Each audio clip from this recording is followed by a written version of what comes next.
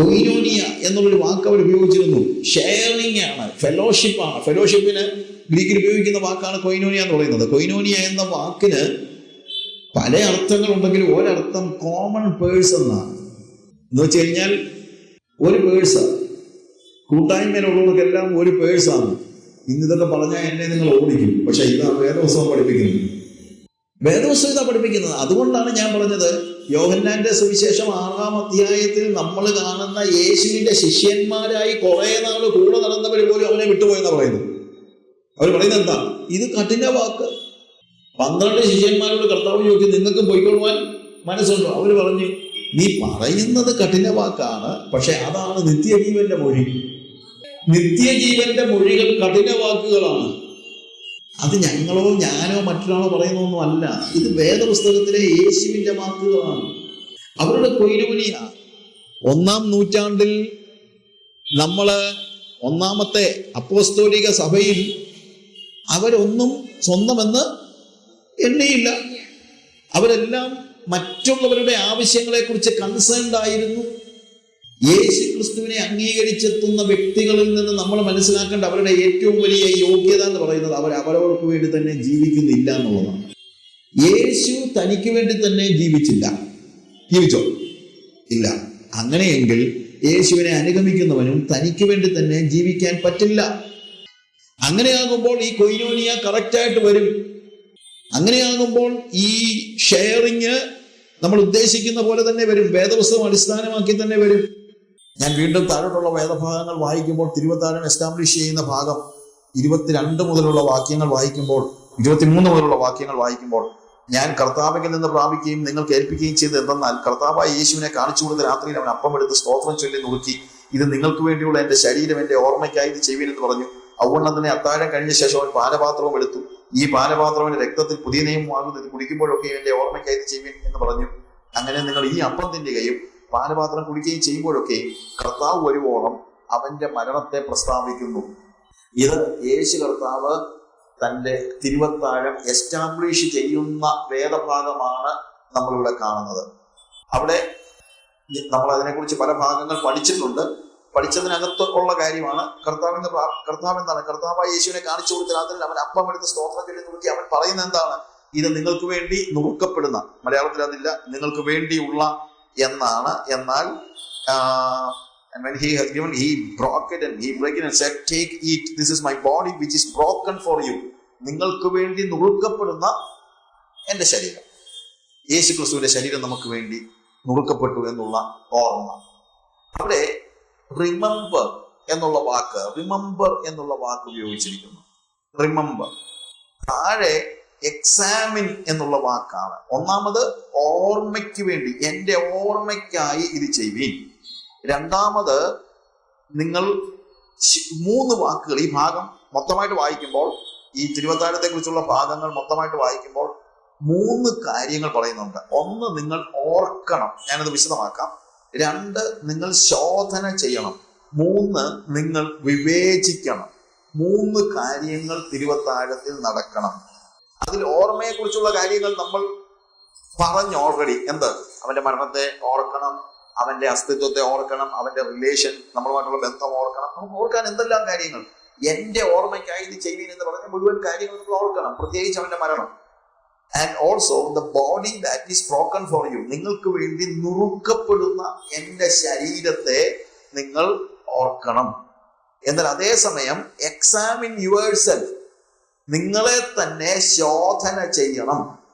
3ാമത് നമ്മൾ കാണുന്നത് ശരീരത്തെ വിവേചിക്കാൻ. ഞാൻ അവിടെ ഉപയോഗിച്ചിരിക്കുന്നത് യേശു ക്രിസ്തുവിന്റെ ശരീരമായ സഭയെ വിവേചിക്കാൻ ഞാൻ തനിക്ക് ശിക്ഷാവിധി തിന്നുകയും കുടിക്കുകയും ചെയ്യുന്നു. 3 കാര്യങ്ങളുള്ള അതിനെക്കുറിച്ച് ഞാൻ പറയാം. എന്നാൽ അത് വരുന്നത് സമയത്തിന്റെ പരിമിതി കൊണ്ടാണ് അത് നമ്മൾ അവസാനത്തേക്ക് മാറ്റിവെച്ചത്.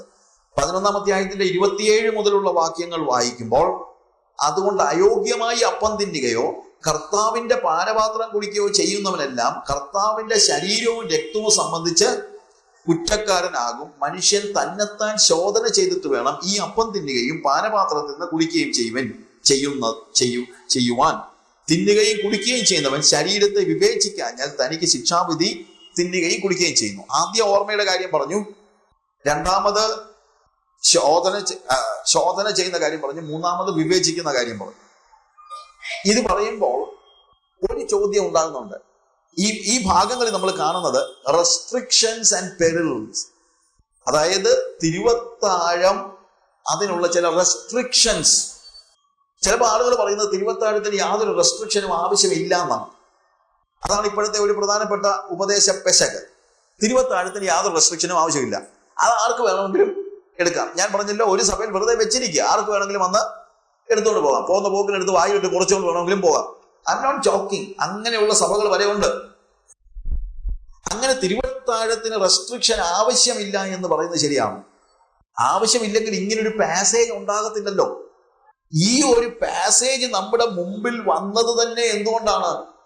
തിരുവത്താഴം എല്ലാവർക്കും കയറി ഇറങ്ങി തിന്നാവുന്ന ഒരു സാധനം അല്ലാത്തത് കൊണ്ടാണ്.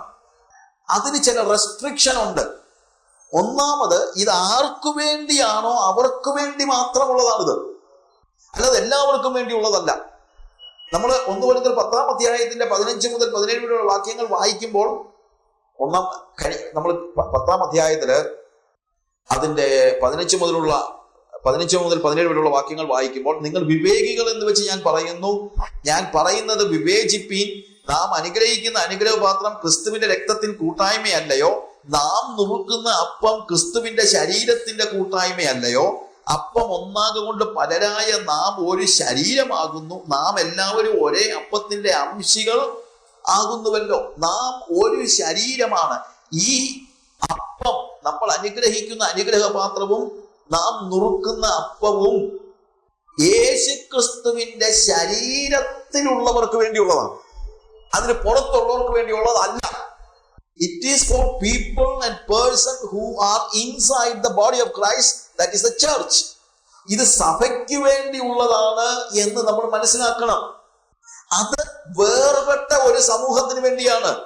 18 മുതലുള്ള വാക്യങ്ങൾ വായിക്കുമ്പോൾ, ജഡപ്രകാരമുള്ള ഇസ്രായേലിനെ നോക്കുവിൻ, യാഗങ്ങൾ ഭുജിക്കുന്നവൻ യാഗപീഠത്തിന്റെ കൂട്ടാളികളല്ലയോ? ഞാൻ പറയുന്നത് എന്ത്? വിഗ്രഹാർപ്പിതം വല്ലതും ആകുന്നുവെന്നോ? വിഗ്രഹം വല്ലതും ആകുന്നുവെന്നോ? അല്ല. ജാതികൾ ബലി കഴിക്കുന്നത് ദൈവത്തിനല്ല, ഭൂതങ്ങൾക്ക് കഴിക്കുന്നുവെന്നത്രേ. എന്നാൽ നിങ്ങൾ ഭൂതങ്ങളുടെ കൂട്ടാളികളാകുവാൻ എനിക്ക് മനസ്സില്ല. നിങ്ങൾക്ക് കർത്താവിന്റെ പാനപാത്രവും ഭൂതങ്ങളുടെ പാനപാത്രവും കുടിപ്പാൻ കഴിയുകയില്ല.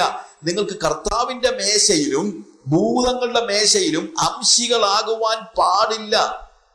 നോക്ക്, അവിടെ പോകുന്നവൻ ഇവിടെ വരാൻ പറ്റത്തില്ലെന്ന് എന്നാ പറയുന്നത്, അല്ലാതെ വേറെ ഒന്നുമല്ല. ഭൂതങ്ങളുടെ മേശയെ പോയി, ഭൂതങ്ങളുടെ മേശ എന്ന് പറയുമ്പോഴത്തേക്ക് ഇവിടെ പറയുന്നത് കർത്താവിന്റെ മേശയ്ക്ക് യോജിക്കാത്ത ജീവിതം പുറത്ത് ജീവിച്ചേച്ച് ഇവിടെ വന്ന് കർത്താവിന്റെ മേശയിൽ പങ്കെടുക്കുവാൻ പാടുള്ളതല്ല. നിങ്ങൾക്ക് കർത്താവിന്റെ പാനപാത്രവും ഭൂതങ്ങളുടെ പാനപാത്രവും കുടിപ്പാൻ പാടില്ല.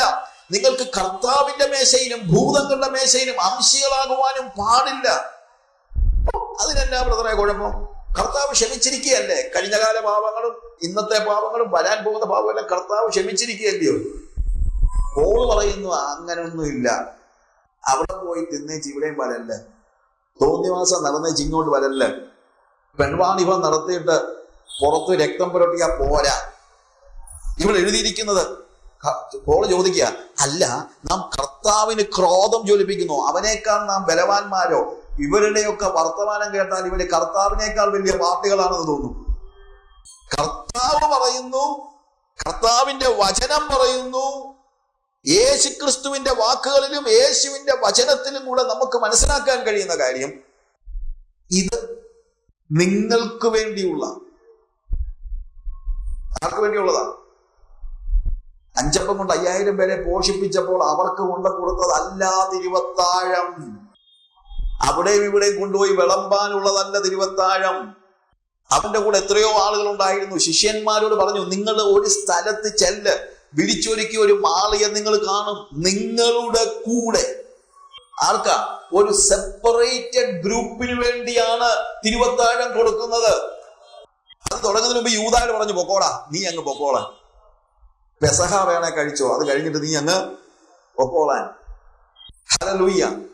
ആ ശരീരത്തിന് വേണ്ടി കർത്താവിന്റെ മേശ കർത്താവിനായി വേർപെട്ട ഒരു സമൂഹത്തിന് മാത്രമുള്ളതാണ് എന്നുള്ളത് നിങ്ങൾ മറന്നു പോകരുത്. ഇതൊരു ഹോളി കമ്മ്യൂണിയൻ ആണ്, വിശുദ്ധ സംസർഗം എന്ന് വെച്ച് കഴിഞ്ഞാൽ വിശുദ്ധീകരിക്കുന്നതാണെന്നല്ല.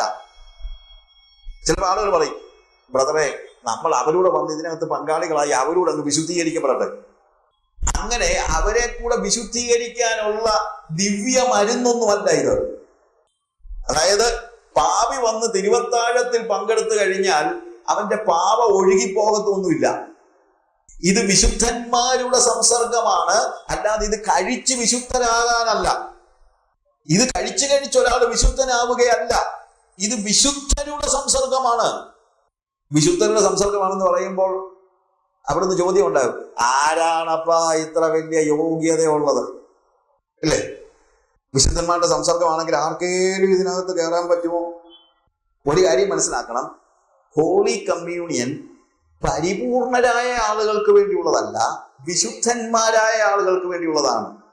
It is not for the perfect people, but it is for the saintly people. കർത്താവിന് വേണ്ടി വേർപെട്ടവർക്കുള്ളതാണ്. അത് പൂർണ്ണതയിൽ പൗലോസ് ഞാൻ പിടിക്കാമോ എന്ന് വെച്ച് ഓടുന്നതേ ഉള്ളൂ എന്ന് പറഞ്ഞപ്പോൾ പൗലോസിന് തിരുവത്താഴം എടുക്കാൻ പറ്റുമോ? ആ പിടിക്കാമോ എന്ന് വെച്ച് ഓടുന്നവർക്കുള്ളതായത്, അല്ലാതെ കളത്തിന് പുറത്ത് കിടക്കുന്നവർക്കുള്ളതല്ല ഇത്. ഈ ഓട്ടം ഓടുന്നവര്, ഈ പോരാട്ടം പോരാടുന്നവര്, അവർക്ക് വേണ്ടിയുള്ളതാണിത്. ക്രിസ്തീയ ജീവിത പോരാട്ടത്തിൽ പോരാടിക്കൊണ്ടിരിക്കുന്ന ഓരോരുത്തരും അവരുടെ ആ ഓരോ സ്റ്റേജിലും പെർഫെക്റ്റാ. അവർക്ക് വേണ്ടിയുള്ളതാണ്, വേർപെട്ടവർക്ക് വേണ്ടിയുള്ളതാണ്, കർത്താവിനായി വേർപെട്ടവർക്ക്, അല്ലാതെ പാപത്തിൽ തുടരുന്നവർക്കായുള്ളതല്ല. തിരുവത്താഴം സഭയ്ക്കുള്ളതാണ്, തിരുവത്താഴം വേർപെട്ടവർക്കുള്ളതാണ്, അല്ലാതെ തിരുവത്താഴം വഴിയെ പോകുന്ന എല്ലാവർക്കും വേണ്ടിയുള്ളതല്ല. ഇനിയിപ്പോ സ്വാഭാവികമായി തിരുവത്താഴത്തിൽ നിന്ന് നമുക്ക് ആരെയൊക്കെ മാറ്റി നിർത്താൻ പറ്റും? ഇതൊരു വലിയൊരു ചോദ്യമാണ്, ഒരു പ്രശ്നം ഉണ്ടാക്കുന്ന ചോദ്യമാണ്. കർത്തൃമേശയിൽ പങ്കെടുക്കാൻ വിശ്വസിച്ചാൽ മാത്രം മതി, സ്നാനമേൽക്കണ്ട എന്ന് പറയുന്നവരുണ്ട്. അത് വിശ്വസിച്ചാൽ മതി. വിശ്വാസമാണല്ലോ എല്ലാം പ്രധാനം, വിശ്വാസമല്ലേ എല്ലാം എന്ന് പറയുന്ന ഒരു ഉപദേശം. അതുകൊണ്ട് സ്നാനം ആവശ്യമില്ല എന്ന് പറയുന്നവരുണ്ട്, സ്നാനപ്പെട്ടാൽ നല്ലതാ, ഇല്ലെങ്കിലും കുഴപ്പമില്ല എന്ന് പറയുന്നവരുണ്ട്, വിശ്വസിച്ചാൽ മാത്രം മതി എന്ന് പറയുന്നവരുണ്ട്. അപ്പോൾ വിശ്വസിച്ചിട്ട് സ്നാനമേൽക്കാത്തവരുടെ കാര്യം വേദപുസ്തകത്തിൽ എന്ന് പറയുന്നു. വേദപുസ്തകത്തിൽ ഒന്നും പറയുന്നില്ല. എന്നാന്നറിയാമോ? അങ്ങനെയുള്ള ഒരു വേദപുസ്തകത്തിൽ ഇല്ല. വേദപുസ്തകത്തിൽ വിശ്വസിച്ചവരെല്ലാം എന്ത് ചെയ്തിട്ടുണ്ട്? സ്നാനമേറ്റിട്ടുണ്ട്. പണ്ട് ഒരാളൊരു പുസ്തകം എഴുതി എല്ലാവരും വാങ്ങിച്ചുകൊണ്ട് പോയി. ഒരു പുസ്തകത്തിന്റെ ടൈറ്റിൽ ഇതാണ്: കുളന്തൈ ജ്ഞാനസ്നാനത്തെ പറ്റി വേദം എന്ത് ചൊല്ലുകിരാറുകൾ. ശിശു സ്നാനത്തെ പറ്റി വേദപുസ്തകം എന്ത് പഠിപ്പിക്കുന്നു. എല്ലാവരും വാങ്ങിച്ചുകൊണ്ട് പോയി അവിടെ ചെന്നപ്പോൾ അതിനകത്ത് ഒന്നും പ്രിന്റ് ചെയ്തിട്ടില്ല, ടൈറ്റിൽ മാത്രമേ ഉള്ളൂ. പിന്നെ എല്ലാവരും തിരിച്ചു വന്നിട്ട് ചോദിച്ചു, ഇതെന്തോ പരിപാടിയാണ്? അല്ല, ഒന്നും പറഞ്ഞിട്ടില്ല, അതുകൊണ്ട്. ശിശു സ്നാനത്തെ പറ്റി വേദപുസ്തകം ഒന്നും പറയുന്നില്ല, അതുകൊണ്ട് ഞാൻ ഒന്നും എഴുതിയില്ലെന്നുള്ളതേ ഉള്ളൂ എന്ന് പറഞ്ഞതുപോലെ വിശ്വസിച്ചിട്ട് സ്നാനമേൽക്കാത്തവർ എന്ന ഒരു സിസ്റ്റം എന്നില്ലായിരുന്നു യേശുക്രിസ്തുവിന്റെ കാലയളവിൽ, അല്ലെങ്കിൽ ആദിമസഭയുടെ കാലയളവിൽ ഇല്ലായിരുന്നു. അപ്പോസ്തല പ്രവൃത്തി 2-ാം അധ്യായത്തിന്റെ 41-ാം വാക്യത്തിൽ പത്രോസിന്റെ അവന്റെ വാക്ക് കൈക്കൊണ്ടവർ അന്ന് തന്നെ സ്നാനമേറ്റു. 3000 പേര് അന്ന് തന്നെ സ്നാനമേറ്റു. അവര് ഞങ്ങളൊന്ന് നോക്കിയിട്ട് വരട്ടെ എന്ന് പറഞ്ഞു പോയില്ല. അവർ അന്ന് തന്നെ സ്നാനമേറ്റു. വിശ്വസിക്കുകയും സ്നാനമേൽക്കുകയും ചെയ്യുന്നവൻ രക്ഷിക്കപ്പെടും, വിശ്വസിക്കാത്തവൻ ശിക്ഷാവിധിയിൽ അകപ്പെടും എന്നാണ് ദൈവവചനം പറയുന്നത്. അതെന്താ അങ്ങനെ പറഞ്ഞത്? വിശ്വസിക്കുകയും സ്നാനമേൽക്കുകയും ചെയ്യുന്നവൻ രക്ഷിക്കപ്പെടും, വിശ്വസിക്കാത്തവൻ അല്ലെങ്കിൽ വിശ്വസിക്കുകയും സ്നാനമേൽക്കുകയും ചെയ്യാത്തവൻ ശിക്ഷിക്കപ്പെടും എന്നല്ലോ. എന്തുകൊണ്ടാണെന്നറിയാമോ? ഇത് തന്നെയാ ഉത്തരം. അതായത് വിശ്വസിക്കുകയും സ്നാനമേൽക്കുകയും ഒറ്റ പ്രവൃത്തി പോലെയാണ് അന്ന് നടന്നുകൊണ്ടിരുന്നത്. അതുകൊണ്ട് വിശ്വസിക്കാത്തവൻ എന്ന് പറഞ്ഞു കഴിഞ്ഞാൽ സ്നാനമേൽക്കാത്തവൻ എന്നും കൂടെയാണ്. വിശ്വസിക്കാത്തവന് സ്നാനമേൽക്കാൻ പറ്റില്ലല്ലോ. വിശ്വസിച്ചിട്ട് സ്നാനമേൽക്കാത്ത ഒരു സ്റ്റേജ് അന്നില്ലായിരുന്നു. വിശ്വസിച്ചു കഴിഞ്ഞാൽ ഉടനെ തന്നെ സ്നാനമേൽക്കുന്നതാണ് നമ്മൾ കണ്ടത്. 3000 പേര് അന്ന് തന്നെ സ്നാനമേറ്റു. അപ്പോസ്തല പ്രവൃത്തി 8-ാം അധ്യായത്തിന് 36-ാം വാക്യത്തിൽ ഷണ്ണനോട്, അതും മരുഭൂമിയിലൂടെ തേരോടിച്ചു പോയിരുന്ന ഷണ്ണനോട് ഫിലിപ്പോസ് സുവിശേഷം പറഞ്ഞു കഴിഞ്ഞപ്പോൾ വെള്ളം കണ്ടപ്പോൾ ഉടനെ തന്നെ ഷണ്ഡൻ ചോദിക്കുകയാണ്, ഇതാ വെള്ളം, ഞാൻ സ്നാനമേൽക്കുന്നതിന് എന്ത് വിരോധം? ചിലപ്പോൾ ആളുകൾ പറയും, സുവിശേഷം പറഞ്ഞാൽ മതി, സ്നാനത്തെ കുറിച്ചൊന്നും പറയണ്ടെന്ന്. ചേട്ടാ, ഫിലിപ്പോസ് പറഞ്ഞ സുവിശേഷം ഞങ്ങളൊക്കെ പറഞ്ഞു കഴിഞ്ഞാൽ പോരായോ? അത്രയല്ലേ ഉള്ളൂ. ഫിലിപ്പോസ് പറഞ്ഞ സുവിശേഷത്തിനകത്ത് എന്തോ ഉണ്ടായിരുന്നു? സ്നാനം ഉണ്ടായിരുന്നു. അപ്പോൾ അന്ന് ആ ഒറ്റ കാര്യമേ എന്ത് പറഞ്ഞുള്ളൂ? ഫിലിപ്പോസ് പറഞ്ഞുള്ളൂ, നീ പൂർണ്ണ ഹൃദയത്തോടെ വിശ്വസിക്കുന്നുവെങ്കിലാകാം. അതൊരു പ്രധാനപ്പെട്ട പ്രശ്നമാണ് കേട്ടോ. പൂർണ്ണ ഹൃദയത്തോടെ വിശ്വസിക്കുന്നുവെങ്കിൽ, അല്ലാതെ ഞാൻ വിശ്വസിക്കുന്നു എന്ന് വെറുതെ പറഞ്ഞവനെ പോലും സ്നാനപ്പെടുത്തണ്ട. അവൻ കുറച്ച് കഴിഞ്ഞോട്ടെ, അതിന് പ്രശ്നമൊന്നുമില്ല. അതായത് അവൻ പൂർണ്ണ ഹൃദയത്തോടെ വിശ്വസിക്കുന്നത് വരെ കാത്തിരിക്കുന്നതിനകത്ത് പ്രശ്നമൊന്നുമില്ല. പക്ഷേ പൂർണ്ണ ഹൃദയത്തോടെ വിശ്വസിച്ച് കഴിഞ്ഞിട്ട് പിന്നെ സ്നാനപ്പെടാത്തതിന്റെ കാര്യം എന്താണെന്ന് എനിക്ക് മനസ്സിലാകുന്നില്ല. അപ്പോസ്തല പ്രവൃത്തി 10-ാം അധ്യായത്തിൽ നമ്മൾ കൊർന്നല്യോസിന്റെ ഭവനത്തിൽ പത്രോസ് പ്രസംഗിക്കുമ്പോൾ സുവിശേഷം കേട്ടവരുടെ എല്ലാം മേൽ പരിശുദ്ധാത്മാവ് വന്നു. അവരെന്ത് ചെയ്തു? അന്ന് തന്നെ എന്ത് ചെയ്തു? കർത്താവിന്റെ നാമത്തിൽ 48-ാമത്തെ വാക്യത്തിൽ സ്നാനം കഴിപ്പിച്ചു. ജാതികൾ അന്ന് തന്നെ സ്നാനപ്പെട്ടു. കാരാഗ്രഹ പ്രമാണി അപ്പോസ്തല പ്രവൃത്തി 16-ാം അധ്യായത്തിന് 33-ാം വാക്യത്തിൽ പൗലോസും ശീലാസും കാരാഗ്രഹത്തിൽ, ഫിലിപ്പിയിലെ കാരാഗ്രഹത്തിലായിരുന്നപ്പോൾ കാരാഗ്രഹ പ്രമാണി വന്നു. പൗലോസ് അവരോട് സുവിശേഷം പറഞ്ഞു. ആ രാത്രിയിൽ തന്നെ അവനും അവന്റെ കുടുംബാംഗങ്ങളും സ്നാനമേറ്റു. പുതിയ നിയമത്തിൽ ഏറ്റവും കൂടുതൽ സ്നാനപ്പെടാൻ താമസിച്ച ആള് പൗലോസാണ്. 3 ദിവസം. അവൻ ദമസ്കോസിന്റെ പടിവാതിൽക്കൽ വെച്ച് രക്ഷിക്കപ്പെട്ട്, ഒരുപക്ഷെ സ്നാനപ്പെടുത്താൻ ആളെ കിട്ടാഞ്ഞിട്ടായിരിക്കും. കാര്യം പേടിച്ച ആൾക്കാർ അവൻ്റെ അടുത്ത് പോകത്തില്ല. പിന്നെ വിദൂരത്തിൽ നിന്ന് അനന്യാസിനെ പറഞ്ഞു വിട്ട് അനന്യാസ് വന്ന് പ്രാർത്ഥിച്ചു. അന്ന് തന്നെ അവൻ എന്ത് ചെയ്തു? സ്നാനമേറ്റു. വിശ്വസിച്ച് സ്നാനമേൽക്കാൻ കഴിയാതിരുന്ന ഒരാളെ മാത്രമേ വേദോസം പരിചയപ്പെടുത്തുന്നുള്ളൂ, ക്രൂസിലെ കള്ളൻ. അവൻ എന്ത് ചെയ്തില്ല? വിശ്വസിച്ചു സ്നാനമിട്ടില്ല. എന്തുകൊണ്ട്? അവനാ റിയലായിട്ട് സ്നാനപ്പെട്ടത്. അവൻ കർത്താവിനോടുകൂടെ മരിച്ചു, കർത്താവിനോടുകൂടെ അടക്കപ്പെട്ടു, കർത്താവിനോടുകൂടെ ബപ്തീസായി പോയി. പിന്നെ അവനിപ്പോ സ്നാനപ്പെട്ടില്ലെന്ന് പറഞ്ഞിട്ട് എന്താ അർത്ഥം? ഞാൻ പറഞ്ഞത്, കർത്താവിന്റെ ശരീരമാകുന്ന സഭയ്ക്കാണ് തിരുവത്താഴം. കർത്താവിനോട് ചേരുമ്പോഴാണ് കർത്താവിന്റെ ശരീരമാകുന്നത്. കർത്താവിനോട് ചേരുന്നത് സ്നാനത്തിലാണ്. റോമാലേഖനം 6-ാം അധ്യായത്തിന്റെ 3 മുതൽ 5 വരെയുള്ള വാക്യങ്ങളും ഗലാത്യ ലേഖനം 3-ാം അധ്യായത്തിന്റെ 27 മുതൽ 28 വരെയുള്ള വാക്യങ്ങൾ വായിക്കുമ്പോൾ എല്ലാം അവിടെ കാണുന്നത് കർത്താവിനോട് ചേരുവാൻ സ്നാനമേൽച്ചിരിക്കുന്നതായ നിങ്ങൾ. കൊലോസ്യർ 2:9, എഫേസ്യർ 1:22-23, എഫേസ്യർ 2-ാം അധ്യായം 19-ാം വാക്യം, 4-ാം അധ്യായം 15-16 ഇവിടെ എല്ലാം വായിക്കുമ്പോൾ യേശുവിനോട് ചേരുന്ന വ്യക്തികളെ കുറിച്ച്, ചേരുന്നവർ